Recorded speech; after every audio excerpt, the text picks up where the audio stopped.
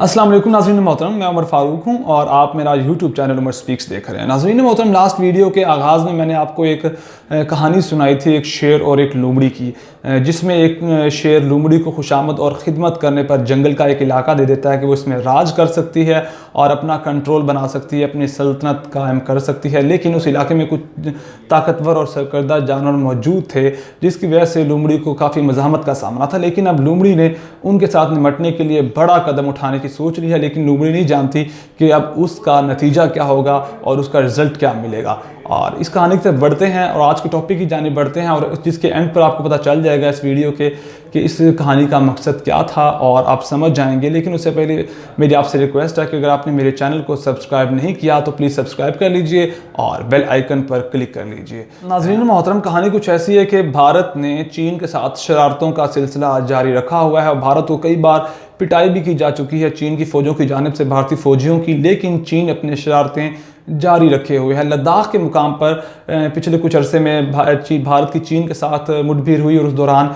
चीनी फ़ौजियों ने काफ़ी पिटाई की। और पिछले 3 से 4 दिन पहले मैंने एक वीडियो बनाई थी जिसमें दिखाया था कि कैसे भारतीय फ़ौजियों को चीन की फ़ौज ने मुर्गा बनाया हुआ है, लेकिन भारत को इस चीज़ का कोई फ़र्क नहीं पड़ता, वो अपनी शरारतें जारी रखे हुए हैं। और आज की जो खबर है उसके मुताबिक ये कहा जा रहा है कि अब भारत ने चीन के साथ जो डिस्प्यूटेड बॉर्डर है वहाँ अपना ब्रह्मोस मिसाइल इंस्टॉल करने का प्लान बनाया है। भारत ने काफ़ी खुफिया तरीके से अपना प्लान बनाया था, लेकिन चीन को इस चीज़ की भनक पड़ गई है और चीन ने भारत को खबरदार कर दिया कि अगर वो इस तरह कोई इर्तिकाब करता है, कुछ इस तरह काम करता है, तो चीन उसको काउंटर स्ट्रेटजी बनाएगा उसके खिलाफ। और चीन के पास इतनी क्या कहते हैं डिफेंस कैपेबिलिटी मौजूद है कि वह भारत के खिलाफ किसी भी हद तक जा सकता है। और अब ब्रह्मोस मिसाइल की बात की जाए जो भारत ने चीन के डिस्प्यूटेड बॉर्डर पर नस्ब करने का सोचा है, प्लान बनाया है, और वो मिसाइल भारत ने 2007 में बनाया था और उसकी रेंज अप टू 290 किलोमीटर्स है और जो स्पीड है वो मैक 3 है।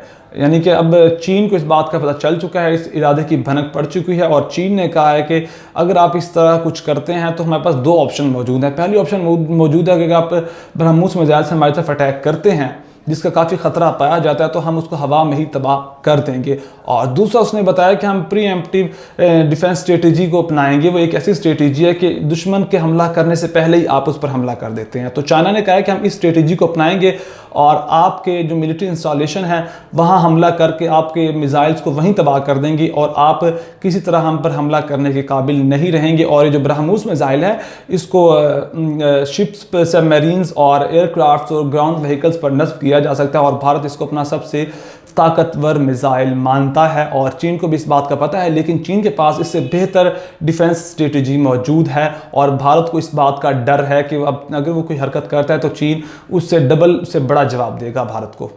और अब बात की जाए कि चीन को इस इरादे की भनक कैसे पड़ी, तो नाज़रीन मोहतरम, भारत ने अपेक्स कोर्ट में अपना एक केस दायर किया था जिसमें उसने अदालत से इजाज़त मांगी थी कि हम 900 किलोमीटर लंबी सड़क तामीर करने जा रहे हैं जिस पर लागत आएगी तकरीबन 12,000 करोड़ इंडियन रुपीज़ आएगी। अगर हम ऐसा कुछ करते हैं तो हमें कोई अदालती फ़ैसला लेकर हमारी रुकावट ना पैदा की जाए, क्योंकि अगर ऐसा होता है तो हम जो ट्रांसपोर्ट है उसको जारी नहीं रख सकेंगे और इस तरह हम मिसाइल को अपनी उस जगह पर नहीं ले जा सकेंगे जहां से हमको चीन पर उस मिसाइल को दाग सकते हैं। और अभी अदालत में केस चल रहा था कि उस दौरान चीन को भनक पड़ गई। यानी कि चीन की इंटेलिजेंस इतनी स्ट्रांग है कि भारत जो फैसले कर रहा होता है चीन को वहाँ पता चल जाता है। और चीन ने इस बात का नोटिस लेते हुए कहा है कि अगर आप ऐसा कुछ करते हैं तो हम आपको इससे बड़ा और ख़तरनाक तरीन जवाब देंगे।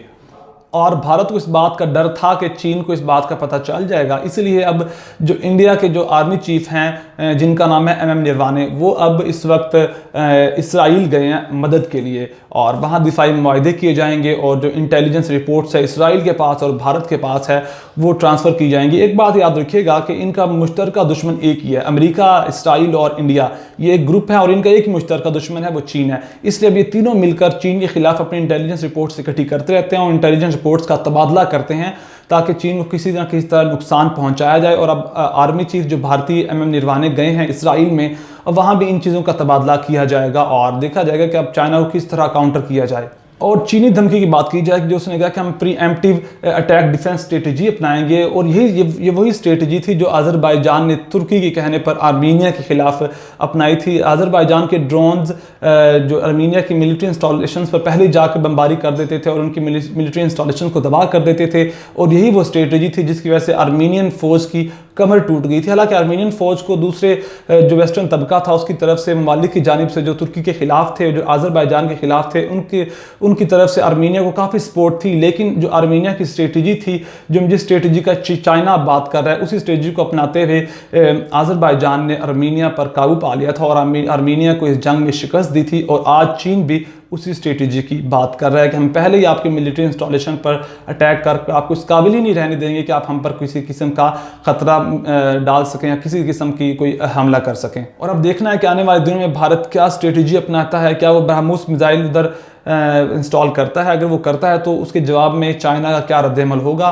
और यही आज की सबसे बड़ी खबर थी जो मैंने आपके साथ शेयर करनी थी। अगर आपको मेरी वीडियो पसंद आई है तो प्लीज़ मेरे चैनल को सब्सक्राइब कर दें और अपना बहुत सारा ख्याल रखिएगा, हमें अपनी दुआ में याद रखिएगा। अल्लाह हाफिज़।